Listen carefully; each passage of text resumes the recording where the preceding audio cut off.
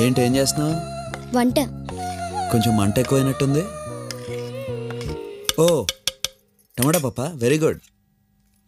ఆ అమ్మాయి పేరేంటి? ఏ అమ్మాయి? నువ్వు సైట్ వేసిన అమ్మాయిలు ఎంతమంది ఉన్నారేంటి?